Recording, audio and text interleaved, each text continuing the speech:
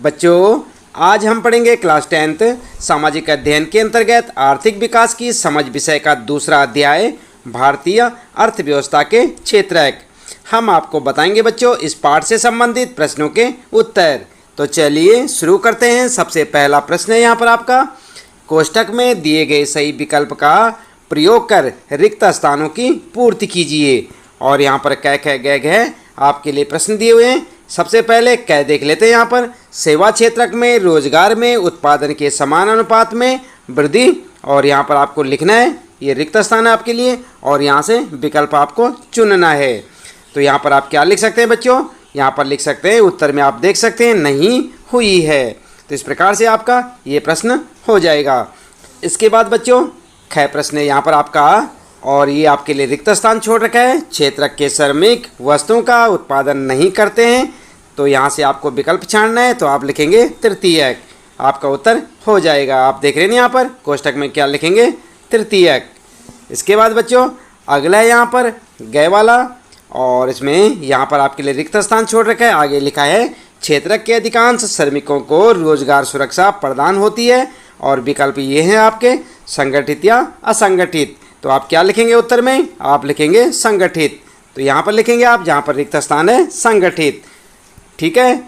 इसके बाद बच्चों घ है भारत में, और यहाँ पर रिक्त स्थान है संख्या में श्रमिक असंगठित क्षेत्रक में काम कर रहे हैं, और यहाँ पर आपके लिए विकल्प दिए हुए हैं बड़ी या छोटी। तो आप क्या लिखेंगे उत्तर में लिखेंगे आप यहाँ पर बड़ी संख्या में श्रमिक असंगठित क्षेत्रक में काम कर रहे हैं। आई बात समझ में। और गै वाला है बच्चों कपास एक, और फिर रिक्त स्थान है उत्पाद है, और कपड़ा एक, फिर यहाँ पर भी आपको लिखना है उत्पाद है। तो क्या लिखेंगे आप उत्तर में, ये आपके विकल्प हैं यहाँ पर दिए हुए। तो इसी प्रकार से आप इन्हें लिख सकते हैं। पहले वाले में लिखेंगे प्राकृतिक, और दूसरे वाले में क्या लिखेंगे विनिर्मित, ठीक है। और आपका उत्तर हो जाएगा। आई बात समझ में। पहले वाले में प्राकृतिक लिखेंगे, दूसरे में विनिर्मित। ये है ना आपका पहला, और ये दूसरा। इसके बाद बच्चों च है प्राथमिक द्वितीयक और तृतीयक क्षेत्र की गतिविधियां हैं, और यहाँ पर आपको लिखना है। तो क्या लिखेंगे, ये विकल्प हैं आपके स्वतंत्र परस्पर निर्भर। तो यहाँ पर आप लिखेंगे परस्पर निर्भर, ठीक है। ये वाला विकल्प आपका बिल्कुल सही होगा, आप इसे यहाँ पर लिख सकते हैं। इस प्रकार से आपका पहला प्रश्न हो जाएगा बच्चों। इसके बाद देख लेते हैं, आइए दूसरा प्रश्न है यहाँ पर, सही उत्तर का चयन करें। और इसका पहला पार्ट है ए सार्वजनिक और निजी क्षेत्रक आधार पर विभाजित हैं, और ये विकल्प है आपके। यहाँ से आपको छांटना है एक विकल्प, रोजगार की शर्तें, आर्थिक गतिविधि के स्वभाव, उद्यमों के स्वामित्व, और उद्यम में नियोजित श्रमिकों की संख्या। तो क्या लिखेंगे आप उत्तर में, आप उत्तर में लिखेंगे गै वाला आपका बिल्कुल करेक्ट है, उद्यमों के स्वामित्व।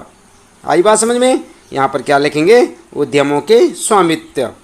और इसके बाद बच्चों दूसरे प्रश्न का ब है एक वस्तु का अधिकांशतः प्राकृतिक प्रक्रिया से उत्पादन क्षेत्र की गतिविधि है। इसके बाद बच्चों ब है एक वस्तु का अधिकांशतः प्राकृतिक प्रक्रिया से उत्पादन क्षेत्र की गतिविधि है, और इसके चार ऑप्शन हैं प्राथमिक, द्वितीयक, तृतीयक और सूचना प्रौद्योगिकी।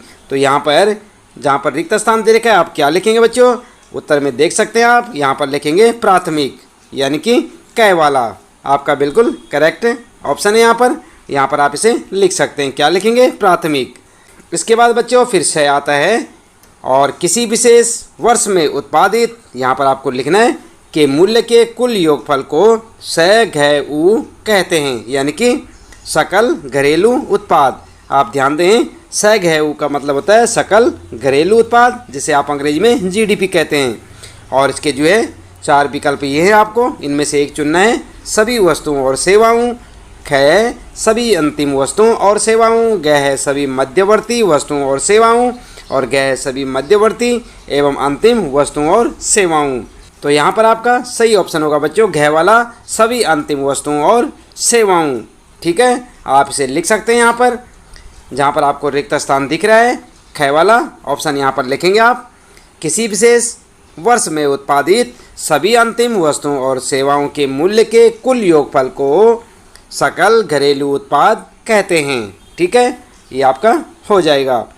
इसके बाद बच्चों द वाला है सकल घरेलू उत्पाद के मदों में वर्ष 2013-14 के बीच तृतीय क्षेत्र की हिस्सेदारी, और यहाँ पर आपको लिखना है कितने प्रतिशत थी।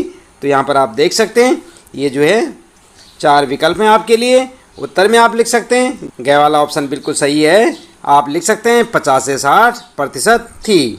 ठीक है, इस प्रकार से आपका ये उत्तर हो जाएगा। इसके बाद बच्चों फिर आता है आपका तीसरा प्रश्न, और यहाँ पर कहा है निम्नलिखित का मेल कीजिए। और यहाँ पर आप देख सकते हैं कृषि क्षेत्र की समस्याएं, कुछ संभावित उपाय, आप इन्हें मिलान करेंगे। यहाँ पर नंबर 1 असिंचित भूमि, और दूसरा है फसलों का कम मूल्य, तीसरा है कर्ज भार, चौथा है मंदी काल में रोजगार का अभाव, और पांचवा है कटाई के तुरंत बाद स्थानीय व्यापारियों को अपना अनाज बेचने की व्यवस्था। उपायों में लिखे हैं अ है कृषि आधारित मिलों की स्थापना, ब है सहकारी विपणन समितियां, स है सरकार द्वारा खाद्यान्नों की वसूली, द है सरकार द्वारा नहरों का निर्माण, और यह है कम ब्याज पर बैंकों द्वारा शाख उपलब्ध कराना। तो आप इनका मेल करेंगे बच्चों, किस प्रकार से करेंगे आइए देख लेते हैं। जो पहला है आपका, पहले के साथ आप मिलाएंगे द, दूसरे के साथ स, और तीसरे के साथ यह, चौथे के साथ ए वाला, और पांचवें के साथ ब वाला, और आपका उत्तर हो जाएगा। आई बात समझ में, इस प्रकार से आप मिलान कर सकते हैं। इसके बाद बच्चों फिर चौथा प्रश्न आता है आपका, विषम की पहचान करें और बताइए क्यों। आई बात समझ में, पहले आपको विषम की पहचान करनी है और फिर बताना है कि ऐसा क्यों है, इसका क्या कारण है। तो यहाँ पर आप देख सकते हैं क है पर्यटन निर्देशक, धोबी, दर्जी, कुमार, इनमें से आपको पहचानना है कि विषम कौन है। और ख है शिक्षक, डॉक्टर, सब्जी विक्रेता, वकील, और फिर ग वाला है डाकिया, मोची, सैनिक, पुलिस कांस्टेबल, और उसके बाद है घ वाला MTNL, भारतीय rail, air India, jet Airways, और ऑल इंडिया रेडियो। तो इसमें से आपको बताना है कि विषम कौन सा है, उसकी पहचान करनी है, और साथ में ये भी बताना है कि क्यों है। उत्तर में आप इस प्रकार से लिख सकते हैं बच्चों, क वाले का लिखेंगे पर्यटन निर्देशक विषम है क्योंकि धोबी, दर्जी, कुमार आर्थिक गतिविधियों में लगे हैं जिससे उन्हें धन प्राप्त हो रहा है, जबकि पर्यटन निर्देशक अनार्थिक क्रिया कर रहा है। आई बात समझ में। फिर ख वाले का देखते हैं, ख वाले में क्या लिखेंगे, यहाँ पर लिखेंगे सब्जी विक्रेता विषम है क्योंकि बाकी तीनों तृतीय क्षेत्र में लगे हैं जबकि सब्जी विक्रेता तृतीय क्षेत्र में नहीं आता। इसके बाद ग वाला है बच्चों मोची विषम है क्योंकि डाकिया, सैनिक, पुलिस कांस्टेबल सार्वजनिक क्षेत्र में आते हैं जबकि मोची निजी क्षेत्र में। इसके बाद बच्चों घ वाला है जेट एयरवेज विषम है क्योंकि यह निजी उद्यम है जबकि बाकी सब सरकारी उपक्रम हैं। तो इस प्रकार से आप अपने इस चौथे प्रश्न का उत्तर लिख सकते हैं बच्चों। फिर बात करते हैं, आता है आपका पांचवा प्रश्न, और यहाँ पर पूछा है शोध छात्र ने सूरत शहर में काम करने वाले लोगों से मिलकर निम्न आंकड़े जुटाए। और आपकी पाठ्य पुस्तक में भी बच्चों आपको इस प्रकार की एक टेबल देखने को मिलेगी, आप उसे अच्छी प्रकार से देखें। सबसे पहले ऊपर लिखा कार्यस्थान, दूसरा है रोजगार की प्रकृति, तीसरा है श्रमिकों का प्रतिशत, फिर है औपचारिक अधिकार पत्र सहित बाजारों में अपनी दुकान, कार्यालय और क्लिनिक। इसके बाद है सड़कों पर काम करते लोग, निर्माण श्रमिक, घरेलू श्रमिक, फिर है नीचे छोटी कार्यशालाओं में काम करते लोग जो प्रायः सरकार द्वारा पंजीकृत नहीं हैं। और इधर आप देख सकते हैं रोजगार की प्रकृति में संगठित और श्रमिकों का प्रतिशत में 15-15-20। ठीक है, आप इस प्रकार से एक टेबल देख सकते हैं अपनी पाठ्य पुस्तक में। इसके बाद बच्चों यहाँ पर लिखा है तालिका को पूरा कीजिए, इस शहर में असंगठित क्षेत्र में श्रमिकों की प्रतिशतता क्या है। तो उत्तर आप किस प्रकार से लिखेंगे, आप उत्तर के लिए भी एक टेबल सी बना लें बच्चों। और सबसे पहले ऊपर लिखेंगे कार्यस्थान, फिर लिखेंगे रोजगार की प्रकृति, फिर लिखेंगे श्रमिकों का प्रतिशत। ठीक है, उसके बाद इस प्रकार से लिखना शुरू कर दें टेबल के अंदर बच्चों, और फिर इस प्रकार से लिखना शुरू कर दें बच्चों। सबसे पहले यहाँ पर लिखेंगे सरकार द्वारा पंजीकृत कार्यालयों और कारखानों में, यहाँ पर लिखेंगे संगठित, यहाँ पर लिखेंगे 15। ठीक है, इसके बाद फिर लिखेंगे औपचारिक अधिकार पत्र सहित बाजारों में अपनी दुकान, कार्यालय और क्लिनिक, यहाँ पर भी लिखेंगे संगठित और यहाँ पर लिखेंगे 15। इसके बाद फिर लिखेंगे सड़कों पर काम करते लोग, निर्माण श्रमिक, घरेलू श्रमिक, और यहाँ पर लिखेंगे असंगठित और यहाँ पर लिखेंगे 20। आई बात समझ में।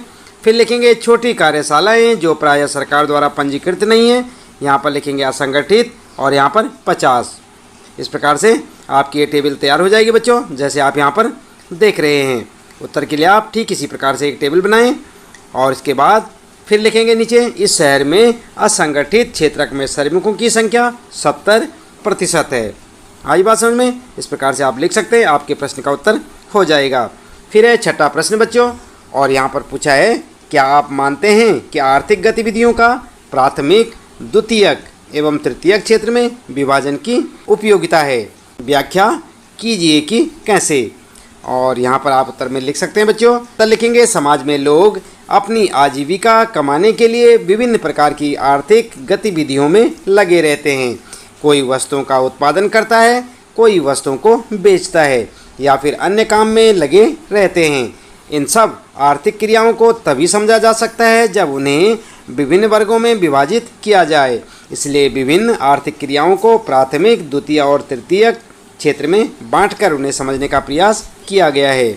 और फिर लिखेंगे प्राथमिक क्षेत्र में केवल वे क्रियाएं शामिल की गई हैं जो प्राकृतिक संसाधनों का प्रयोग करके ही की जा सकती हैं, जैसे कृषि कार्य और पशुपालन आदि। द्वितीय क्षेत्र में, तो द्वितीय क्षेत्र के बारे में लिखेंगे बच्चों। द्वितीय क्षेत्र में वे क्रियाएं शामिल हैं जो प्राथमिक क्षेत्र के संसाधनों का प्रयोग करके विभिन्न वस्तुओं का निर्माण करती हैं, जैसे गन्ने से चीनी बनाना तथा कपास से कपड़ा तैयार करना आदि। इसके बाद लिखेंगे तृतीय क्षेत्र के बारे में। तृतीय क्षेत्र में किसी वस्तु का निर्माण न करके केवल सेवाएं प्रदान की जाती हैं, जैसे बैंकिंग, परिवहन तथा संचार सेवाएं आदि। आई बात समझ में? ये महत्वपूर्ण क्रियाएं हैं क्योंकि अन्य दोनों प्रकार की क्रियाओं का विकास इन्हीं पर निर्भर करता है। इस प्रकार से आप लिख सकते हैं बच्चों अपने छठे प्रश्न का उत्तर। फिर आता है आपका सातवां प्रश्न। इस अध्याय में आए प्रत्येक क्षेत्र को रोजगार और सकल घरेलू उत्पाद पर ही क्यों केंद्रित करना चाहिए? चर्चा करें। उत्तर क्या लिखेंगे? उत्तर आप इस प्रकार से लिख सकते हैं बच्चों। इस अध्याय में आए प्रत्येक क्षेत्र को रोजगार और सकल घरेलू उत्पाद पर ही केंद्रित करना चाहिए क्योंकि ये दोनों रोजगार और सकल घरेलू उत्पाद में वृद्धि आर्थिक विकास के लिए महत्वपूर्ण हैं। यही हमारी पंचवर्षीय योजनाओं के प्राथमिक लक्ष्य भी रहे हैं। हमने जाना कि तीनों क्षेत्रकों का सकल घरेलू उत्पाद और रोजगार में महत्वपूर्ण योगदान रहा है। समय के साथ साथ तीनों क्षेत्रकों के योगदान में वृद्धि हुई है, परंतु सकल घरेलू उत्पाद में सबसे अधिक योगदान तृतीय क्षेत्र का रहा है। हम जानते हैं कि रोजगार सभी क्षेत्रों में बढ़ा है, किंतु अभी भी भारत की लगभग 60% जनता प्राथमिक क्षेत्र में लगी हुई है। यह सारी जानकारी हमें तभी मिल पाई जब हमने उनका सकल घरेलू उत्पाद तथा रोजगार में मूल्यांकन कर लिया। इसके अतिरिक्त प्रत्येक क्षेत्र को सकल घरेलू उत्पाद और रोजगार से जोड़कर कई लक्ष्य प्राप्त किए जा सकते हैं, जैसे गरीबी निवारण, आधुनिक तकनीक का विकास तथा आर्थिक क्षेत्र में विकास की असमानताओं को कम करना आदि। ठीक है बच्चों, इस प्रकार से आप लिख सकते हैं अपने सातवें प्रश्न का उत्तर। इसके बाद आता है फिर आपका आठवां प्रश्न, और यहाँ पर पूछा है जीविका के लिए काम करने वाले अपने आसपास के वयस्कों के सभी कार्यों की लंबी सूची बनाइए। उन्हें आप किस तरीके से वर्गीकृत कर सकते हैं? अपने उत्तर की व्याख्या कीजिए। तो कर सकते हैं आप बच्चों। इस प्रश्न का उत्तर आप लिखेंगे डॉक्टर, अध्यापक, अभियंता, इलेक्ट्रीशियन, दुकानदार, धोबी, किसान, विनिर्माण में लगा श्रमिक, बीमा प्रबंधक, सरकारी कर्मचारी, घरेलू नौकर, फैक्ट्री का मालिक, दूध विक्रेता आदि। आई बात समझ में? इस प्रकार से आप लिख सकते हैं जीविका के काम में लगे हुए लोगों के बारे में। इसके बाद बच्चों सबसे पहले लिखेंगे आप प्राथमिक क्षेत्रक, सब्जी उत्पादक और किसान। ठीक है, इनका वर्गीकरण आप इस प्रकार से कर सकते हैं। द्वितीय क्षेत्रक में श्रमिक और फैक्ट्री का मालिक। तृतीय क्षेत्रक में आप क्या लिख सकते हैं बच्चों? अध्यापक, डॉक्टर, अभियंता, इलेक्ट्रीशियन, दुकानदार, धोबी, दूध विक्रेता, बीमा प्रबंधक, सरकारी कर्मचारी और घरेलू नौकर। इनको आप प्राथमिक, द्वितीयक और तृतीय क्षेत्र के हिसाब से बांट सकते हैं। इसके बाद बच्चों नौवां प्रश्न है फिर आपका, तृतीय क्षेत्रक अन्य क्षेत्रकों से कैसे भिन्न है? उदाहरण सहित व्याख्या कीजिए। तो यहाँ पर आप उत्तर में लिख सकते हैं बच्चों, प्राथमिक और द्वितीय क्षेत्रकों में किसी वस्तु का निर्माण किया जाता है, जबकि तृतीय क्षेत्र में किसी वस्तु का उत्पादन नहीं किया जाता बल्कि सेवाएं प्रदान की जाती हैं। तृतीय क्षेत्र की गतिविधियां प्राथमिक और द्वितीय क्षेत्र के विकास में मदद करती हैं, जैसे प्राथमिक और द्वितीय क्षेत्र में उत्पादित वस्तुओं को ट्रकों और ट्रेनों द्वारा एक स्थान से दूसरे स्थान पर ले जाना तथा बाजार में बेचना आदि तृतीयक क्षेत्रक के द्वारा किया जाता है। प्राथमिक व द्वितीयक क्षेत्रक की क्रियाओं में बैंक, टेलीफोन, बीमा कंपनियों की आवश्यकता होती है। ये सभी तृतीयक क्षेत्रकों के उदाहरण हैं। इस प्रकार तृतीयक क्षेत्रक सेवाएं प्रदान करता है जिनका उपयोग प्राथमिक और द्वितीयक क्षेत्रक की क्रियाओं के विकास के लिए किया जाता है। आई बात समझ में? इस प्रकार से आप अपने 9वें प्रश्न का उत्तर लिख सकते हैं बच्चों। फिर आता है आपका 10वां प्रश्न और यहाँ पर पूछा है प्रचंड बेरोजगारी से आप क्या समझते हैं? शहर एवं ग्रामीण क्षेत्रों से उदाहरण देकर व्याख्या कीजिए। तो उत्तर में क्या लिखेंगे बच्चों? उत्तर आप इस प्रकार से लिख सकते हैं। सबसे पहले लिखेंगे प्रचंड बेरोजगारी से अभिप्राय ऐसी परिस्थितियों से है जिसमें लोग प्रत्यक्ष रूप से काम करते दिखाई दे रहे हैं किंतु वास्तव में उनकी उत्पादकता शून्य होती है। अर्थात यदि उन्हें उनके काम से हटा दिया जाए तो भी कुल उत्पादकता पर कोई प्रभाव नहीं पड़ता। भारत के गांव में कृषि क्षेत्रों में बड़े पैमाने पर प्रचंड बेरोजगारी पाई जाती है। जैसे भूमि के एक छोटे से टुकड़े पर ज़रूरत से ज़्यादा श्रमिक काम करते हैं क्योंकि उनके पास कोई दूसरा काम नहीं होता। इससे प्रचंड बेरोजगारी की स्थिति पैदा होती है। इसी प्रकार शहरों में प्रचंड बेरोजगारी छोटी दुकानों में तथा छोटे व्यवसायों में पाई जाती है। ठीक है, इस प्रकार से आपके इस 10वें प्रश्न का उत्तर हो जाएगा बच्चों। इसके बाद आगे आता है आपका फिर 11वां प्रश्न और यहाँ पर पूछा है खुली बेरोजगारी और प्रचंड बेरोजगारी के बीच विभेद कीजिए। तो यहाँ पर आप उत्तर में लिख सकते हैं। सबसे पहले लिखेंगे खुली बेरोजगारी और हेडिंग डालकर लिखेंगे बच्चों वह परिस्थिति जिसमें किसी देश में श्रम शक्ति तो अधिक होती है किंतु औद्योगिक ढांचा छोटा होता है। वह सारी श्रम शक्ति को नहीं खपा पाता अर्थात श्रमिक काम करना चाहता है किंतु उसे काम नहीं मिलता। यह बेरोजगारी भारत के अधिकतर औद्योगिक क्षेत्र में पाई जाती है। इसके बाद आगे लिखेंगे आप प्रच्छन्न या गुप्त बेरोजगारी और यहाँ पर हेडिंग डालकर लिखेंगे वह परिस्थिति जिसमें व्यक्ति काम में लगे हुए दिखाई देते हैं किंतु वास्तव में वे बेरोजगार होते हैं। जैसे भूमि के टुकड़े पर 8 लोग काम कर रहे हैं किंतु उत्पादन उतना ही हो रहा है जितना 5 लोगों के काम करने से होता है। ऐसे में 3 अतिरिक्त व्यक्ति जो काम में लगे हैं वह छुपे हुए बेरोजगार हैं क्योंकि उनके काम से उत्पादन पर कोई प्रभाव नहीं पड़ता। आई बात समझ में? इस प्रकार से आप अपने 11वें प्रश्न का उत्तर लिख सकते हैं बच्चों। इसके बाद बच्चों फिर आता आपका 12वां प्रश्न और इसमें पूछा है भारतीय अर्थव्यवस्था के विकास में तृतीयक क्षेत्र कोई महत्वपूर्ण भूमिका नहीं निभा रहा है। क्या आप इससे सहमत हैं? अपने उत्तर के समर्थन में कारण दीजिए। तो आप क्या लिखेंगे उत्तर बच्चों? आप उत्तर लिख सकते हैं किसी भी देश के आर्थिक विकास में तृतीयक क्षेत्र की भूमिका महत्वपूर्ण होती है। सभी विकसित देशों में सकल घरेलू उत्पाद का अधिकांश भाग तृतीयक क्षेत्र से ही प्राप्त होता है। हम इस कथन से सहमत नहीं हैं कि भारतीय अर्थव्यवस्था के विकास में तृतीयक क्षेत्र कोई महत्वपूर्ण भूमिका नहीं निभा रहा है।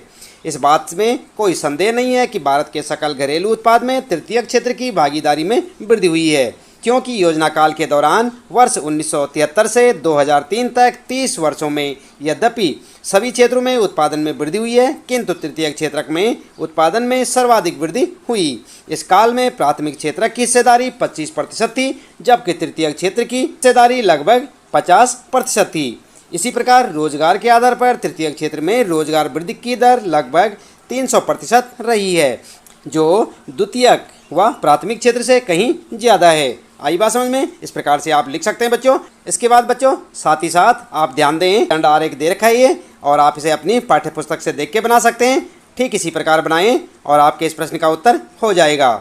इसके बाद है बच्चों फिर आपके लिए 13वां प्रश्न और इसमें पूछा है भारत में सेवा क्षेत्र 2 विभिन्न प्रकार के लोग नियोजित करता है। ये लोग कौन हैं? तो आपको उत्तर देना है। यहाँ पर उत्तर में आप लिख सकते हैं बच्चों भारत में सेवा क्षेत्र में 2 विभिन्न प्रकार के लोग नियोजित करते हैं।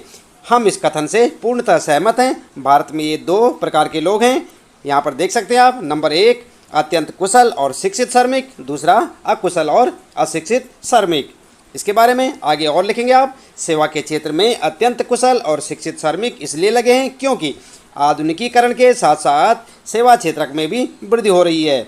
सूचना प्रौद्योगिकी के कारण अत्यंत कुशल श्रमिकों की सेवा क्षेत्र में आवश्यकता पड़ती है। दूसरी ओर बहुत अधिक संख्या में लोग छोटी दुकानों, मरम्मत कार्यों, परिवहन इत्यादि सेवाओं में लगे हुए हैं। ये अकुशल व अशिक्षित श्रमिक हैं। ये लोग बड़ी मुश्किल से जीविका निर्वाह कर पाते हैं और इन सेवाओं में इसलिए लगे हुए हैं क्योंकि उनके पास कोई अन्य वैकल्पिक अवसर नहीं है।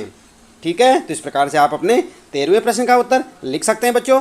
फिर बात करते हैं यहाँ पर 14वां प्रश्न है ये, असंगठित क्षेत्र में श्रमिकों का शोषण किया जाता है, क्या आप इस विचार से सहमत हैं? अपने उत्तर के समर्थन में कारण दीजिए।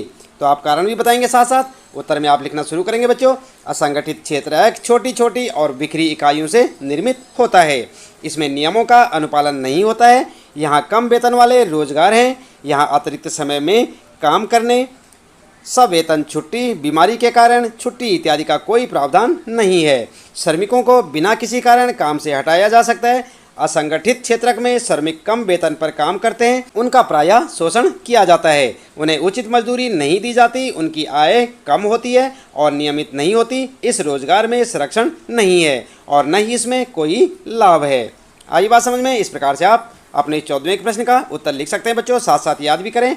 फिर आता है आपका 15वां प्रश्न और यहाँ पर कहा है अर्थव्यवस्था में गतिविधियाँ रोजगार की परिस्थितियों के आधार पर कैसे वर्गीकृत की जाती हैं। आया प्रश्न समझ में? उत्तर आप इस प्रकार से लिखेंगे बच्चों, रोजगार की परिस्थितियों के आधार पर आर्थिक गतिविधियों को 2 वर्गों में बांटा जा सकता है। और कौन से वे 2 वर्ग आप यहाँ पर देख सकते हैं। नंबर 1 संगठित क्षेत्रक, नंबर 2 असंगठित क्षेत्रक। सबसे पहले जान लेते हैं संगठित क्षेत्रक के बारे में। आप लिखेंगे संगठित क्षेत्रक और हेडिंग डालकर लिखेंगे बच्चों, संगठित क्षेत्रक में वे उद्यम अथवा कार्यस्थल आते हैं जहां रोजगार की अवधि नियमित होती है।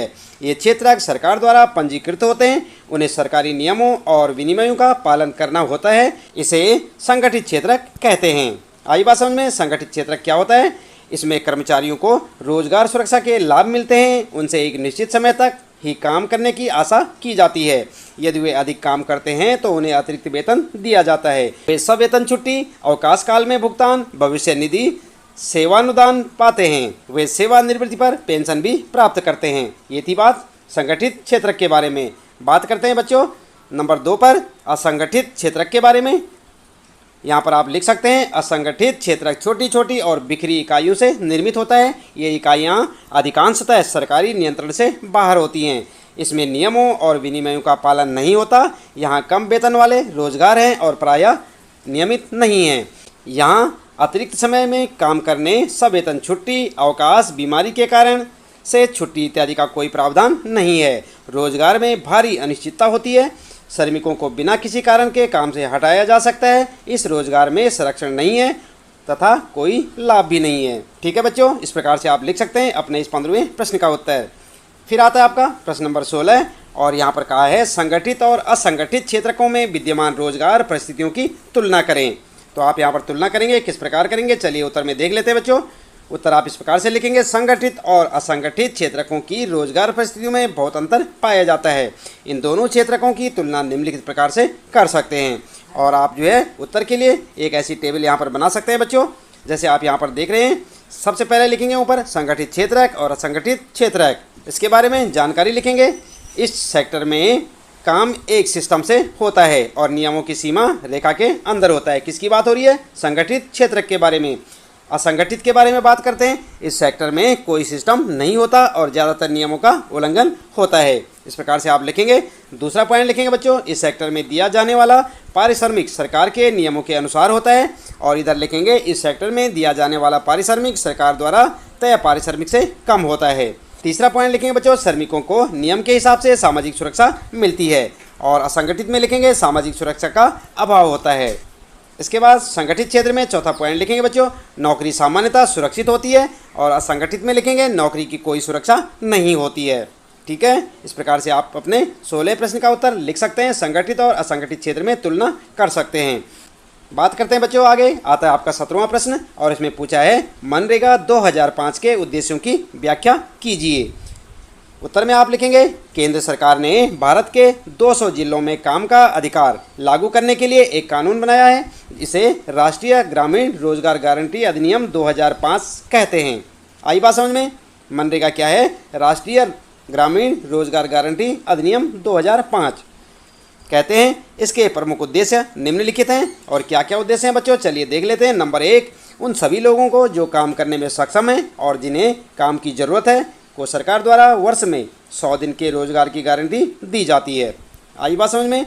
दूसरा पॉइंट लिखेंगे, यदि सरकार रोजगार उपलब्ध कराने में असफल रहती है तो वह लोगों को बेरोजगारी भत्ता देगी। तीसरा पॉइंट लिखेंगे बच्चों, इस अधिनियम में उन कामों को वरीयता दी जाएगी जिनसे भविष्य में भूमि से उत्पादन बढ़ाने में मदद मिलेगी। ठीक है, इस प्रकार से आप अपने 17वें प्रश्न का उत्तर लिख सकते हैं बच्चों। बात करते हैं फिर 18वां प्रश्न है, अपने क्षेत्र से उदाहरण लेकर सार्वजनिक और निजी क्षेत्र की गतिविधियों एवं कार्यों की तुलना कीजिए। यहाँ पर भी आपको तुलना करनी है, तो उत्तर में लिखेंगे आप सबसे पहले लिखेंगे सार्वजनिक क्षेत्रक और यहाँ पर हेडिंग डालकर लिखेंगे वे उद्योग जो सरकारी तंत्र के अधीन होते हैं सार्वजनिक उद्योग कहलाते हैं, जैसे भारतीय रेल, लोहा इस्पात उद्योग, जहाज निर्माण आदि। सार्वजनिक क्षेत्र में ऐसी वस्तुओं या सेवाओं का निर्माण होता है जो लोगों के लिए कल्याणकारी हैं। इनका उद्देश्य निजी हित या लाभ कमाना नहीं होता, बल्कि सार्वजनिक लाभ इनका उद्देश्य होता है। इस क्षेत्र में वस्तु एवं सेवाओं की कीमत का निर्धारण सरकार द्वारा किया जाता है। ठीक है, इस प्रकार से आप लिखते चले जाएं। दूसरा लिखेंगे यहाँ पर निजी क्षेत्रक और यहाँ पर लिखेंगे हेडिंग डालकर लिखें वे उद्योग जो निजी व्यक्तियों के स्वामित्व में होते हैं निजी क्षेत्रक कहलाते हैं। इसमें वे उद्योग आते हैं जो आम जनता की आवश्यकताओं को पूरा करते हैं, जैसे टेलीविज़न, एयर कंडीशनर, फ्रिज आदि बनाने वाले उद्योग। ये गतिविधियां निजी लाभ कमाने के उद्देश्य से की जाती हैं। निजी क्षेत्र कल्याणकारी कार्य करने के लिए बाध्य नहीं है। यदि वह ऐसा कोई काम करता भी है तो उसकी अधिक कीमत लेता है, जैसे निजी विद्यालय सरकारी विद्यालयों से अधिक फीस वसूलते हैं। निजी क्षेत्र के उद्योगों में वस्तुओं की कीमतों का निर्धारण बाजारी शक्तियों द्वारा होता है। इस प्रकार से आप लिख सकते हैं बच्चों अपने 18वें प्रश्न का उत्तर। फिर यहाँ पर देखते हैं 19वां प्रश्न है, अपने क्षेत्र से एक एक उदाहरण देकर निम्न तालिका को पूरा कीजिए और चर्चा कीजिए। इसी प्रकार की तालिका बच्चों आपको आपकी पाठ्यपुस्तक में देखने को मिलेगी और यहाँ पर लिखा है सार्वजनिक क्षेत्रक, यहाँ पर है निजी क्षेत्रक। फिर आप देख सकते हैं सुव्यवस्थित प्रबंध वाले संगठन और कुव्यवस्थित प्रबंध वाले संगठन। तो यहाँ पर जो है आपने इस तालिका को पूरा करना है जहाँ जहाँ आपको खाली दिख रहा है। तो किस प्रकार से करेंगे बच्चों, चलिए उत्तर में देख लेते हैं। आप लिखेंगे उत्तर और उसके बाद एक ऐसी टेबल बना लेंगे, एक तालिका बनाएंगे ऐसी और उसमें लिख देंगे। सबसे पहले ऊपर लिखेंगे सुव्यवस्थित प्रबंध वाले संगठन और यहाँ पर लिखेंगे अव्यवस्थित या कुव्यवस्थित प्रबंध वाले संगठन। इसके बाद लिखेंगे सार्वजनिक क्षेत्रक और यहाँ पर लिखेंगे NTPC और यहाँ पर लिखेंगे BSNL। ठीक है, इसके बाद तीसरे कॉलम में आप लिखेंगे यहाँ पर निजी क्षेत्रक और यहाँ पर लिखेंगे टाटा पावर और स्वादिष्ट ब्रेड कंपनी। इस प्रकार से आपका 19वें प्रश्न का उत्तर हो जाएगा बच्चों। आप इस तालिका को अच्छे से देखें और इसी प्रकार से अपना उत्तर लिख सकते हैं। आता है फिर बच्चों 20वां प्रश्न है, सार्वजनिक क्षेत्र की गतिविधियों के कुछ उदाहरण दीजिए और व्याख्या कीजिए कि सरकार द्वारा इन गतिविधियों का कार्यान्वयन क्यों किया जाता है। उत्तर में क्या लिखेंगे, उत्तर आप इस प्रकार से लिखें सार्वजनिक क्षेत्र की गतिविधियों के 3 उदाहरण हैं। कौन कौन से, डाकघर, रेलवे तथा बैंक आदि।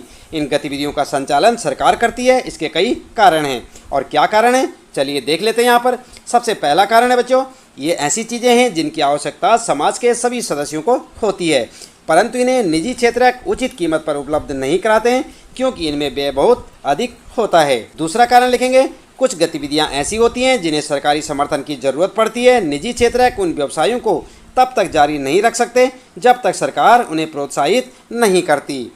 अगला लिखेंगे तीसरा कारण, अधिकतर आर्थिक गतिविधियां ऐसी हैं जिनकी प्राथमिक जिम्मेदारी सरकार पर है। इन पर व्यय करना भी सरकार की अनिवार्यता है। ठीक है, तो इस प्रकार से आप अपने 20वें प्रश्न का उत्तर लिख सकते हैं बच्चों। फिर आता है आपका 21वां प्रश्न और यहाँ पर पूछा है व्याख्या कीजिए कि एक देश के आर्थिक विकास में सार्वजनिक क्षेत्र कैसे योगदान करता है। उत्तर आप किस प्रकार लिखेंगे, उत्तर आप लिख सकते हैं बच्चों किसी देश के आर्थिक विकास में सार्वजनिक क्षेत्र का महत्वपूर्ण योगदान होता है क्योंकि सार्वजनिक क्षेत्र का उद्देश्य लाभ कमाना नहीं होता। सभी महत्वपूर्ण गतिविधियों का संचालन सार्वजनिक क्षेत्र के द्वारा किया जाता है। ऐसी गतिविधियां जिनकी आवश्यकता समाज के सभी सदस्यों को होती है, जैसे सड़कों, पुलों, रेलवे पत्तनों, बिजली आदि का निर्माण और बांध आदि से सिंचाई की सुविधा उपलब्ध कराना सार्वजनिक क्षेत्र का काम है। सरकार ऐसे भारी व्यय स्वयं उठाती है। सरकार किसानों को उचित मूल्य दिलाने के लिए गेहूं और चावल खरीदती है, इसे अपने गोदामों में भंडारित करती है और राशन की दुकानों के माध्यम से उपभोक्ताओं को कम मूल्य पर बेचती है। इस प्रकार सरकार किसानों और उपभोक्ताओं दोनों को सहायता पहुंचाती है। सभी के लिए स्वास्थ्य और शिक्षा सुविधाएं उपलब्ध कराना जैसे प्राथमिक कार्य भी सार्वजनिक क्षेत्र में आते हैं। समुचित ढंग से विद्यालय चलाना और गुणात्मक शिक्षा उपलब्ध कराना सरकार का कर्तव्य है। इस प्रकार किसी देश के आर्थिक विकास में सार्वजनिक क्षेत्र का योगदान महत्वपूर्ण है। इस प्रकार से आप लिख सकते हैं बच्चों 21वें प्रश्न का उत्तर। इसके बाद आता है बच्चों फिर आपका 22वां प्रश्न, और यहाँ पर पूछा है असंगठित क्षेत्र के श्रमिकों को निम्नलिखित मुद्दों पर संरक्षण की आवश्यकता है, मजदूरी, सुरक्षा और स्वास्थ्य, उदाहरण सहित व्याख्या कीजिए। तो किस प्रकार से आप उत्तर लिखेंगे बच्चों, चलिए देख लेते हैं। उत्तर लिखेंगे असंगठित क्षेत्र के मजदूरों को मजदूरी, सुरक्षा और स्वास्थ्य जैसे मुद्दों पर संरक्षण की आवश्यकता है। इसे निम्न प्रकार से स्पष्ट किया जा सकता है। और कैसे किया जा सकता है बच्चों, सबसे पहले आप पॉइंट लिखेंगे यहाँ पर। नंबर 1 लिखेंगे मजदूरी और हेडिंग डालकर लिखेंगे बच्चों असंगठित क्षेत्र के श्रमिकों को काम करने का समय निश्चित नहीं है, उन्हें 10 से 12 घंटे तक बिना ओवरटाइम के कार्य करना पड़ता है। इन श्रमिकों में प्रायः रोजगार सुरक्षा का अभाव पाया जाता है। गरीबी के कारण ये प्रायः कम मजदूरी दरों पर काम करने को तैयार हो जाते हैं, इसलिए इन्हें इस संदर्भ में सुरक्षा दी जानी चाहिए। इनके भी काम करने के घंटे तथा मजदूरी निश्चित होनी चाहिए। ठीक है। दूसरा लिखेंगे सुरक्षा। आई बात समझ में, क्या लिखेंगे सुरक्षा और हेडिंग डालकर लिखेंगे इस क्षेत्र के श्रमिक प्रायः जोखिम वाले कार्यों में संलग्न होते हैं, जैसे ईंट उद्योग, कोयला की खानों आदि के कार्य करते हैं, अतः इनकी सुरक्षा की गारंटी मिलनी चाहिए। तीसरा पॉइंट लिखेंगे बच्चों स्वास्थ्य और हेडिंग डालकर लिखेंगे ये श्रमिक गरीब होते हैं, इनको पौष्टिक आहार नहीं मिल पाता, ये स्वास्थ्य के विपरीत परिस्थितियों में काम करते हैं, इन कारणों से इनकी स्थिति अच्छी नहीं होती। इनके स्वास्थ्य के संदर्भ में भी महत्वपूर्ण कदम उठाए जाने चाहिए। ठीक है। तो इस प्रकार से बच्चों आप लिख सकते हैं अपने 22वें प्रश्न का उत्तर, याद भी करें साथ साथ। फिर आता है बच्चों 23वां प्रश्न, और इसमें पूछा है अहमदाबाद में किए गए एक अध्ययन में पाया गया कि नगर के 15 लाख श्रमिकों में से 11 लाख श्रमिक असंगठित क्षेत्र में काम करते थे। वर्ष 1997 से 98 में नगर की कुल आय 600 करोड़ थी, इसमें से 320 करोड़ रुपये संगठित क्षेत्र से प्राप्त होती थी। इस आंकड़े को सारणी में प्रदर्शित कीजिए। नगर में और अधिक रोजगार सृजन के लिए किन तरीकों पर विचार किया जाना चाहिए। ठीक है, आया प्रश्न समझ में आपके। उत्तर में आप क्या लिखेंगे, उत्तर आप ठीक इस प्रकार से लिखेंगे बच्चों, जैसे यहाँ पर आपको दिख रहा है। उत्तर लिखेंगे 1997 से 98 में अहमदाबाद नगर के आंकड़े। सबसे पहले आप ये लिखेंगे, हेडिंग डाल देंगे, उसके बाद आप एक टेबल सी बना लेंगे जैसे आपको यहाँ पर दिख रही है। और इसके बाद बच्चों सबसे ऊपर यहाँ पर लिखेंगे आप संगठित क्षेत्र, यहाँ पर लिखेंगे असंगठित क्षेत्र, फिर यहाँ पर लिखेंगे कुल, और फिर इधर लिखेंगे श्रमिकों की संख्या, आय करोड़ रुपयों में। ठीक है। और यहाँ पर लिखेंगे आप 4 लाख, और यहाँ पर लिखेंगे 11 लाख, और यहाँ पर 15 लाख। ठीक है। उसके बाद आय में लिखेंगे 320 करोड़, 280 करोड़, और यहाँ पर 600 करोड़। ठीक है। तो इस प्रकार से आप अपने इस प्रश्न के उत्तर के लिए एक टेबल सी अच्छी सी बना लें। और उसके बाद बच्चों आगे लिखेंगे आप, इन आंकड़ों के अध्ययन से यह निष्कर्ष निकलता है कि संगठित क्षेत्र में असंगठित क्षेत्र की तुलना में कम श्रमिक लगे हैं, किंतु उनकी आय असंगठित क्षेत्र से ज़्यादा है। इसका यह अर्थ हुआ कि असंगठित क्षेत्र में काम करने वाले श्रमिकों को बहुत कम वेतन मिलता है। नगर में अधिक रोजगार के सृजन के लिए इन तरीकों पर विचार किया जा सकता है। और क्या क्या तरीके हो सकते हैं बच्चों, नंबर 1 लिखेंगे शिक्षा के स्वरूप को बदलना होगा। शिक्षा तकनीकी और व्यावसायिक हो ताकि अधिक से अधिक लोग काम में लगें।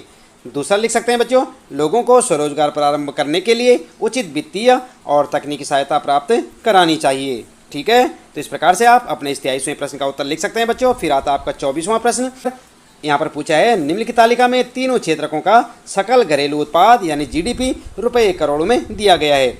और यहाँ पर आप देख सकते हैं इस टेबल के अंदर आपको अपनी पाठ्य पुस्तक में देखने को मिलेगी बच्चों, एक टेबल सी ऐसी बनी हुई, और इसमें लिखा है आप देख सकते हैं वर्ष, प्राथमिक, द्वितीयक और तृतीयक। देख रहे हैं यहाँ पे क्या लिखा है 2000, 52,000, 48,500, 1,33,500। इसी प्रकार से आप देख सकते हैं 2013 में यहाँ पर लिखा है 8,05,000, यहाँ पर लिखा है 10,74,000, और यहाँ पर 38,68,000। आप देख रहे हैं यहाँ पर। और यहाँ पर फिर आपको प्रश्न पूछ रखे हैं बच्चों, क्या है वर्ष 2000 एवं 2013 के लिए जीडीपी यानी कि सकल घरेलू उत्पाद में तीनों क्षेत्रकों की हिस्सेदारी की गणना कीजिए। उसके बाद है खैवाला इन आंकड़ों का अध्याय में दिए गए आलेख 2 के समान एवं दंड आलेख के रूप में प्रदर्शित कीजिए। इसी प्रकार गए वाला है बच्चों, दंड आलेख से हम क्या निष्कर्ष प्राप्त करते हैं। तो आप उत्तर किस प्रकार से लिखेंगे, चलिए देख लेते हैं। सबसे पहले आप क्या उत्तर देंगे, यहाँ पर लिखेंगे 2000 में प्राथमिक क्षेत्र, यहाँ पर लिखेंगे 22.22%, द्वितीय क्षेत्र के लिए लिखेंगे 20.73%, तृतीय क्षेत्र के लिए लिखेंगे 57.04%। ठीक है। इसके साथ ही लिखेंगे बच्चों 2013 में तो प्राथमिक क्षेत्र के लिए लिखेंगे 13.94%, द्वितीय क्षेत्र के लिए 18.70%, तृतीय क्षेत्र के लिए 67.36%। तो ये हो गया आपका क का उत्तर। उसके बाद ख के लिए आप इस प्रकार से एक दंड आलेख बनाएंगे बच्चों, जैसे आपको यहाँ पर दिख रही है, ठीक इसी प्रकार के एक चित्र बना लें आप। और इसके बाद अगला देखते हैं, यहाँ पर ग वाला है। हम यह निष्कर्ष निकाल सकते हैं कि जीडीपी या सकल घरेलू उत्पाद में तृतीयक क्षेत्र की हिस्सेदारी 10% बढ़ी है, जबकि प्राथमिक क्षेत्र की संख्या लगभग आधी हो गई है। पिछले 13 वर्षों में द्वितीय क्षेत्र में लगभग 2% की वृद्धि हुई है। तो इस प्रश्न के साथ ही बच्चों इस पाठ से संबंधित प्रश्नों के उत्तर यहाँ पर समाप्त होते हैं। उम्मीद है कि आपको अच्छे से समझ आए होंगे। इसी प्रकार लगातार कक्षा 10 सामाजिक अध्ययन के सभी पाठों के प्रश्नोत्तर जानने के लिए जुड़े रहें हमारे साथ। और यदि आपने चैनल को अभी तक सब्सक्राइब नहीं किया तो चैनल को सब्सक्राइब भी अवश्य कर दें, बेल आइकन भी दबा दें बच्चों, ताकि आपको आने वाली प्रत्येक पाठ की वीडियो की नोटिफिकेशन मिलती रहे। मिलते हैं फिर अगली वीडियो में नए पाठ के कुछ नए प्रश्नोत्तरों के साथ।